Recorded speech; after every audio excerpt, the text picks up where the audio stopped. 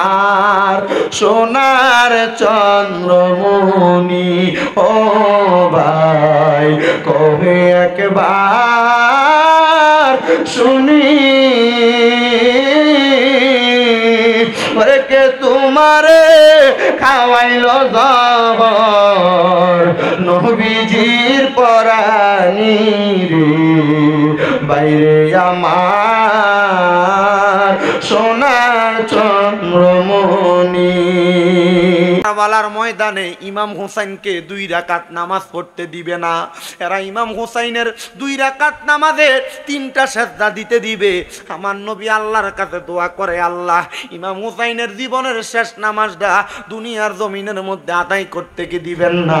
আল্লাহ কয়, হাবিব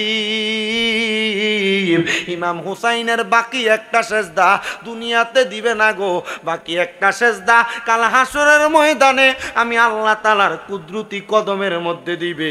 ইমাম হুসাইন ততক্ষণ পর্যন্ত ইমাম হুসাইনের মাথা মুবারক উঠাবে না যতক্ষণ নানার উম্মতদেরকে নাজাত দেওয়া হইছে। আমরা তো জানি আমার নবী সেজদায় পড়বে উম্মতের জন্য। আমার নবীর আগে আমার আল্লাহ তাআলা নবীর নাতিদের মাধ্যমে নবীর উম্মতদেরকে নাজাত দিয়া দিব।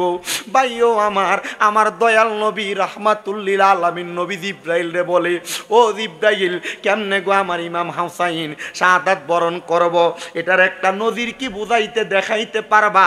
লাল রঙের একটা কাপড়ে পেঁচায়া কারবালার ময়দানের মাটি গুলাই না আমার নবীজির হাত মুবারকে দিছে, দিয়া ডাক দিয়া কই, নবী এই মাটি যেই সময় যখন লাল হইয়া যাবে তখনই আপনার ইমাম হুসাইন কারবালাতে শহীদ হইয়া যাবে, তবে আপনি নবী দুনিয়াতে থাকবেন না।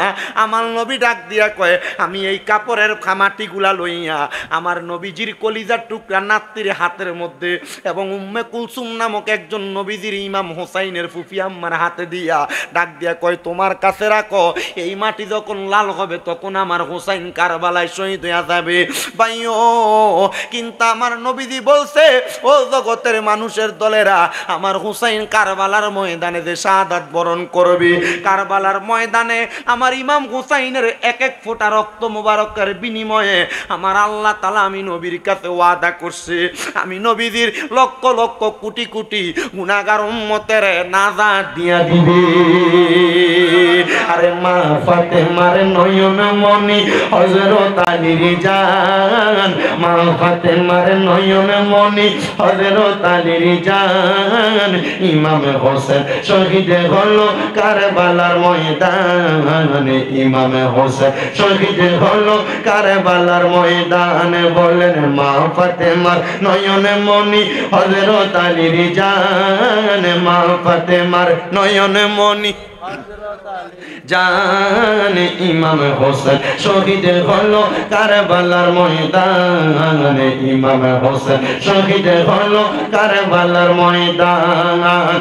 ঈদের দিনে নতুন পোশাক পরল সকলে, হাসান হোসেন কান্দে নানা পোশাক দাও বলে, ঈদের দিনে নতুন পোশাক পরল সকলে, হাসান হোসেন কান্দে নানা পোশাক দাও বলে, দয়াল নবী করলো দোয়া, ও গো রাব্বানা জান্নাত থেকে কুদরতেরই পোশাক পাঠাও না,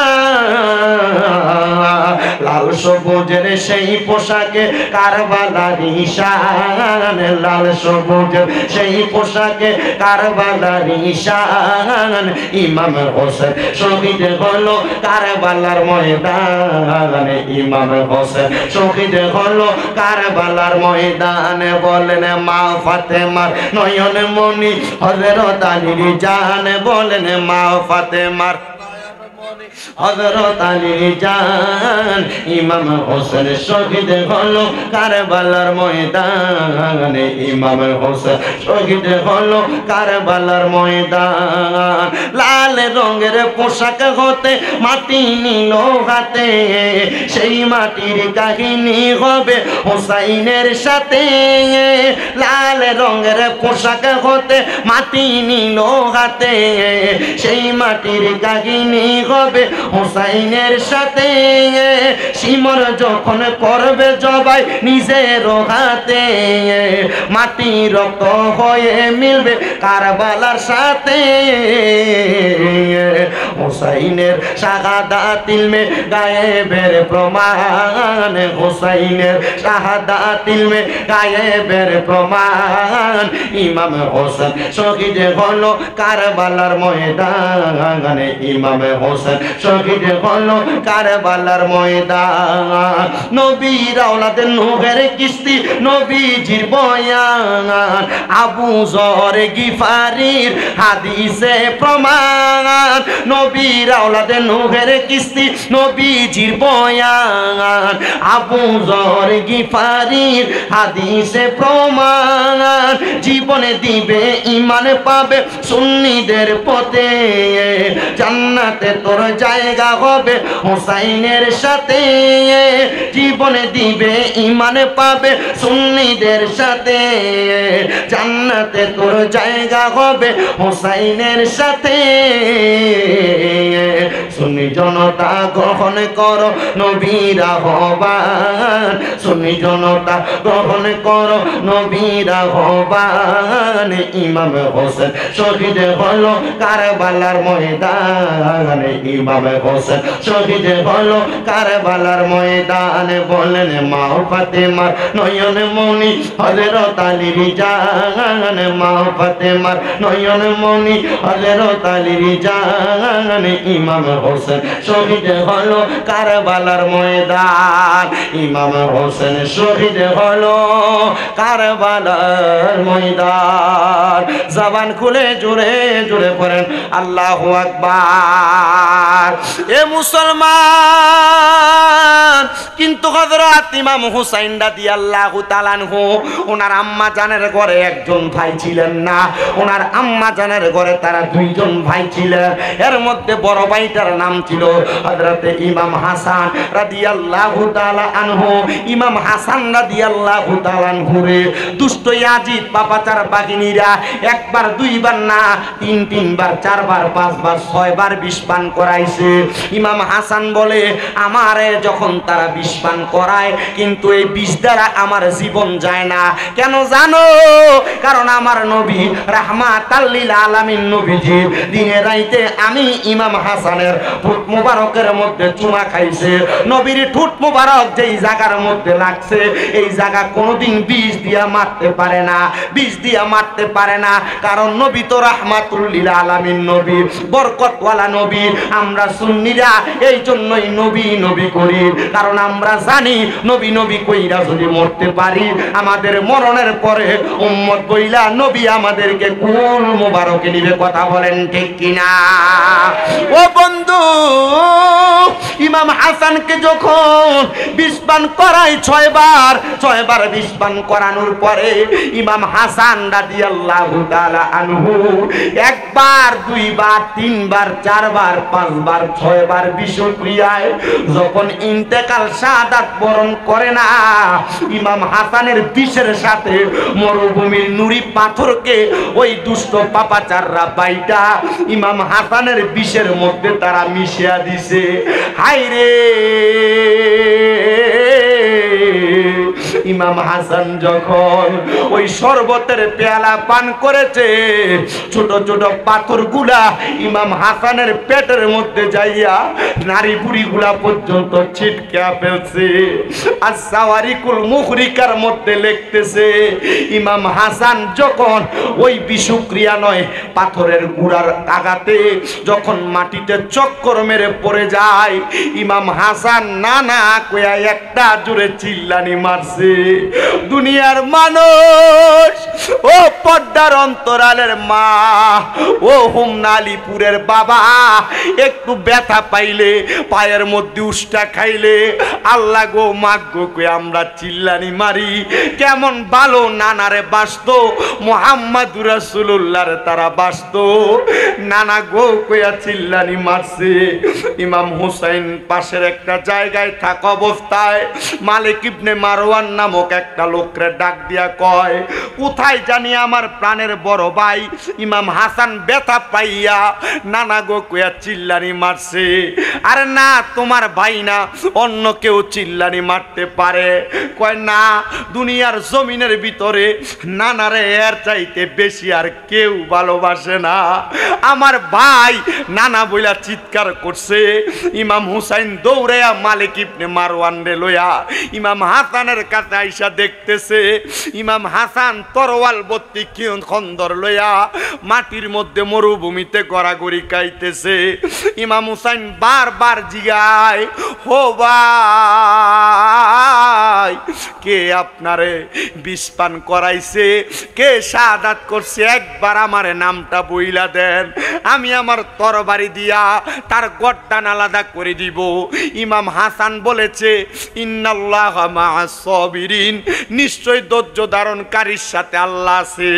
হাই রে ইমাম হাসান আপনার শহীদ করে দিল, তবু আপনি ধৈর্যের বাণী শোনান, কারণটা কি?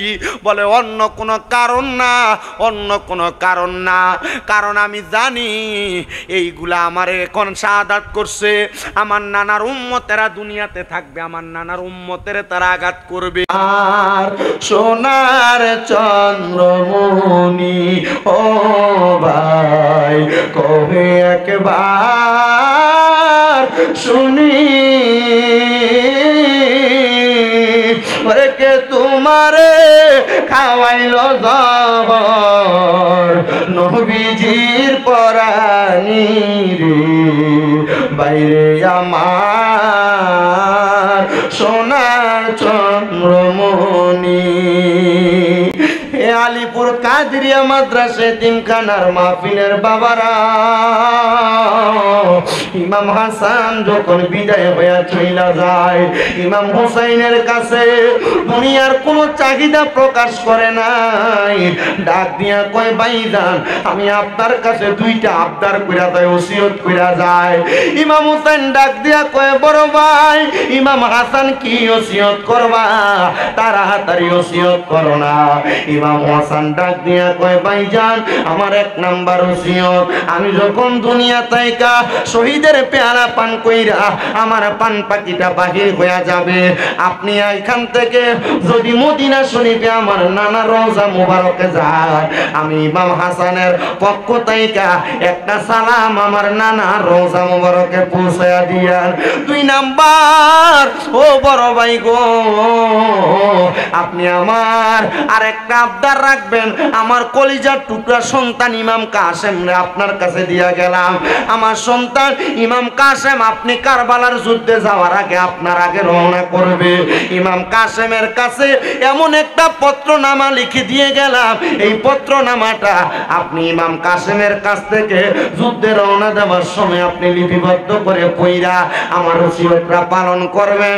এবার বুঝেন নবীর বংশধররা ওসিয়তের ব্যাপারে কত সুন্দর কথা বলে গেছে, তাহলে আমরাও আমাদের বংশের মুরব্বীদের ওসিয়ত পালন করার দরকার আছে না নাই? জবান খুলে জোরে একটা তাকবীর হবে, নারায়ে তাকবীর, নারায়ে রিসালাত, নারায়ে রিসালাত। জনাব ডাক্তার শহীদুল্লাহ সাহেবের আগমন।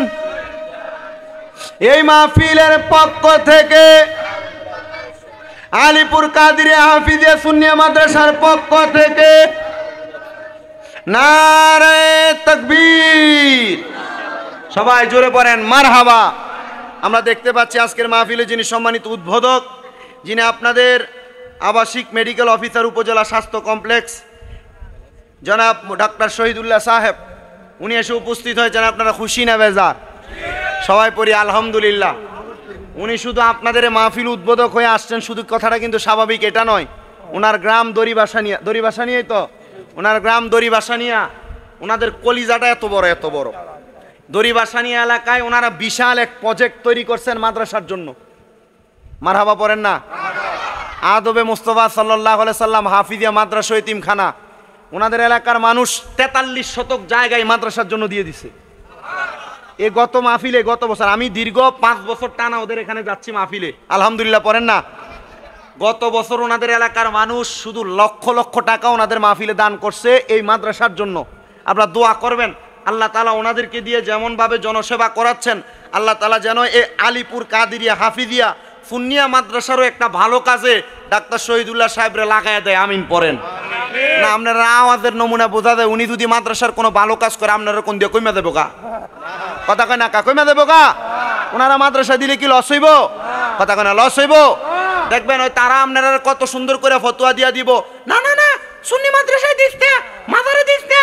আবার কি দা কেল্লা বাবার মাজারে দে কোনো কিছু দিস না, মান্নত করিস না, আমরা মাদ্রাসার দেলা। কথা কন না কে রে? কেল্লা বাবার মাজারে দিলেও তো মানছে খায়, মাদ্রাসা দিলেও তো মানছে খা। তো কেল্লা বাবার মাজারে দিলে হারাম, তোমরার কাছে দিলে আরাম। বলে না এরা স্বার্থর ব্যাপারে ফতুয়া দেয়। কথা কন না কেন? এরা ফাইবার লেগে ফতুয়া দেয়, কয় মরার পরে 7 দিন না 40 করে খানা করিস না। আবার যদি কয় খানাটি রাইন্দা তার মাদ্রাসার দেলাইবো তাহলে খুশি হয়। কথা কন না কে রে? এ আছে না নাই? আল্লাহ এরা থেকে আমরা হেফাজত করো। আমি কারোর বদনাম করি না ভাইজান। এই পৃথিবী সুন্দর স্বাভাবিক শালীনতা নিয়ে চলে। একটা মাদ্রাসা দ্বীনি শিক্ষা প্রতিষ্ঠান, কোরআন শিক্ষা গ্রহণ করবে। এখানে যদি কেউ কোনো কিছু দান করে সদকা করে তা আপনারা এটারে বেদাত ফতুয়া দেন কে লেগা? না দেলাইলে তো আমরার বাগেরটা কমে দেবো গা। এই কথা কন না কে রে? ঠিক না? তো ডাক্তার শহীদুল্লাহ সাবরিদি আলিপুর মাদ্রাসায় কিছু একটা হক আপনারা কারা কারা চান হাত তুলেন। ওই চাই না বলে চান কি চান না? হাত একটা তুলছে মনে হয় অল্প চাই, 2টা তুলে একটা জোরে তাকবীর দেলাও চাই জোরে।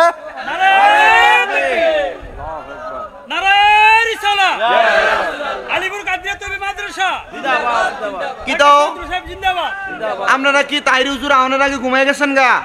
এই তকিরা কইরে তকিরা আছে রে নে।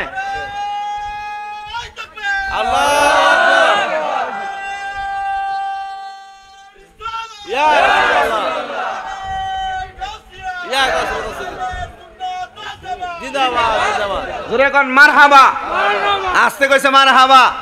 মাদ্রাসার উন্নয়ন হইলে আমরা লাভ না লস? পোলাপান কোরআন হাদিস শিখলে লাভ না লস? আলিপুর মাদ্রাসায় এতিম পোলাপান আছে না নাই? মা নাই এমন বহুত পোলাপান আছে, চিকিৎসা করাইতে পারেন এমন বহুত এতিম পোলাপান আছে। তাহলে আপনারা মাদ্রাসার প্রতি খেয়াল রাখবেন তো? আমি আগে কালেকশন করছি, অনকালা কোনো কালেকশন আমি করতাম না। আমি কয়ে লইছি আগে একটু মহাব্বতে একটা আমার সাথে মাদ্রাসার একটা সুন্দর সঙ্গীত কোরআন হাদিস শিখাইলে কি লাভ, একটু মহাব্বতে পারেন। কোরআন শিখাও ছেলে মেয়েকে ওহে মুসলমান, কোরআন শিখাও ছেলে মেয়েকে ওহে মুসলমান, জানে কবজের সময় তোমার হইবে রে আসান। বলেন জানে কবজের হইবে রে আসান। বলেন কোরআন শিখাও ছেলে মেয়েকে ওহে মুসলমান, কোরআন শিখাও ছেলে মেয়েকে ওহে মুসলমান, জানে কবজের সময় তোমার হইবে রে আসান। বলেন জানে কবজের সময় তোমার হইব রে আসান। একটি ছেলে আলেম হলে আরে পড়বে কোরআন মৃত্যুকালে, আইরে দূর হবে বিয়াদবে শয়তান, থাকবে রে ঈমান, জানে কবজের সময় তোমার হইবে রে আসান। পড়েন জানে কবজের সময় তোমার হইবে।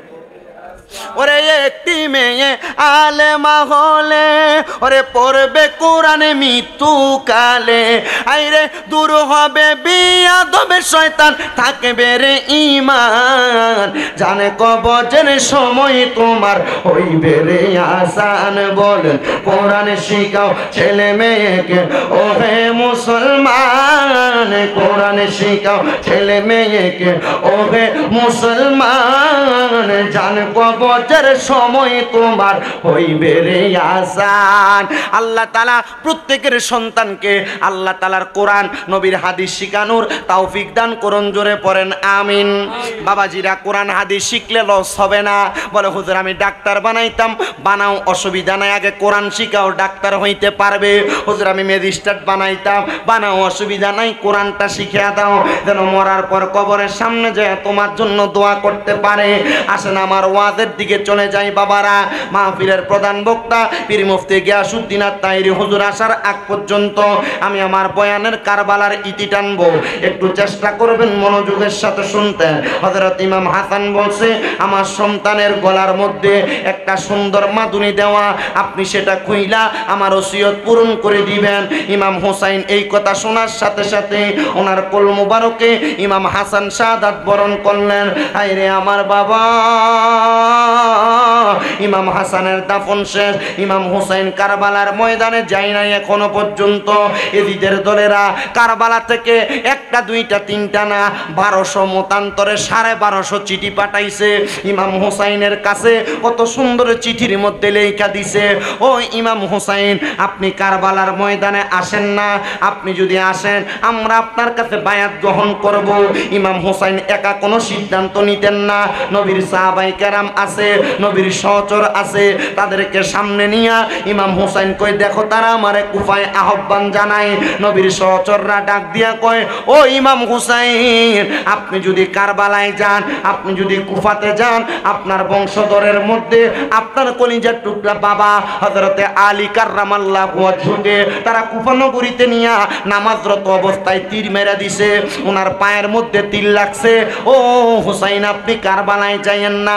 ইমাম হুসাইনকে সর্বশেষ 1250 নাম্বার চিঠির মধ্যে লেখছে, হুসাইন আপনি যদি কারবালাতে না আসেন, আমাদেরকে বায়াত না করার, তাইলে আমরা আপনার নানার কাছে ময়দানে মাশরে নালিশ করে দিব। ও নবীজি আপনার নাতিকে বায়াত নেওয়ার জন্য আমাদের কাছে ডাকছিলাম, আপনার নাতি বায়াত নেয় নাই। ও হোমনা আলীপুরের বাবারা যারা এখনো বায়াত গ্রহণ করো নাই, পীরের হাত ধরো নাই, এখনো সময় আছে বায়াতে রাসূল গ্রহণ করো। বলে হুজুর কেন? কারণ বায়াতে রাসূল নাজাত পাওয়ার রাস্তা। যারা পীর ধরছেন, হক্কানি পীরের হাতে হাত রাখছেন, বায়াত নিছেন, আপনারা নাজাত পেয়ে যাবেন। তবে সাবধান, পীরের আদেশ মানা লাগবে।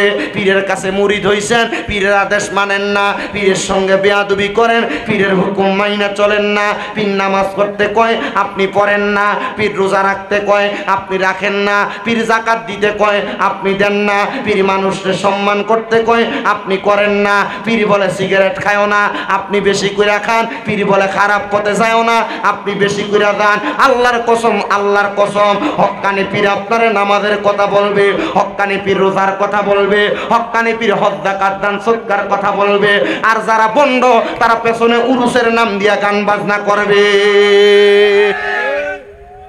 কথা কইনা করে হয় কি হয় না? আপনার হোমনা এলাকায় কি কম না বেশি? বাঞ্ছারামপুর এলাকায় কম না বেশি? তিতার সাইডে কম না বেশি? আল্লাহর কসম মনে রাখবেন, যারা পেছনে লেখে উরুস মোবারক আর বেডিয়ে তাইন্না গান বাজনা করে, এরা ভণ্ড। এদের সঙ্গে সুন্নিদের কোনো সম্পর্ক নাই। এদের কারণে সুন্নিদের বদনাম হয়। বেডি দিয়া গান বাজাইতে কোনো পীর মাশায়েখ বলে নাই। আর যদি কয় ওই পীর বলছে, ওই পীর তালাক, এমন পীর কেউ ধরলে তারা তালাক দাও। হক্কানি পীর আপনারা নামাজ শিখাবে, রোজা শিখাবে, হজ শিখাবে, দান সদকা শিখাবে, হালাল পথ শিখাইব। আপনারা সেই পথে চলার চেষ্টা করবেন, বায়াতে রাসূল গ্রহণ করবেন যারা এখনো করেন নাই। ও মুসলমান ইমামদারেরা, আরেকটা কথা সহজভাবে বলে দিয়ে যাই। আপনারা স্বাভাবিক অনেকে বলে দেয় মা বাপ থাকতে কেন পীর ধরব? ও বাবা, মা বাবা আপনারা দুনিয়া দেখায়, হক্কানি পীর আপনারা আখেরাত দেখায়। এই জন্য আপনি একজন পীরের হাতে হাত রাখবেন। আসেন ওয়াজের ধারাবাহিকতা রক্ষা করি বন্ধুরা।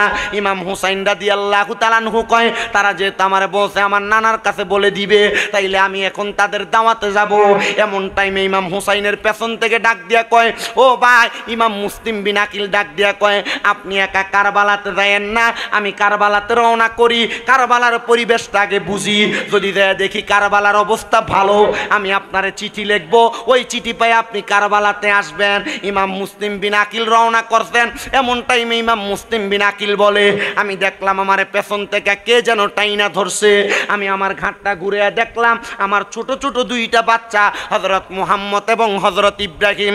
আমি তাদেরকে জিজ্ঞাসা করলাম, ও বাবা মুহাম্মদ, ও বাবা ইব্রাহিম, তোমরা ছোট মানুষ আমার পেছন দিয়া কেন আটকাইলা? বলে, বাবা আপনি যান কোথায়? বলে, কুফা নগরীতে যাই, যাই দেখবো কুফার অবস্থা কেমন, যদি দেখি অবস্থা ভালো ইমাম হুসাইনকে বলবো যাওয়ার জন্য।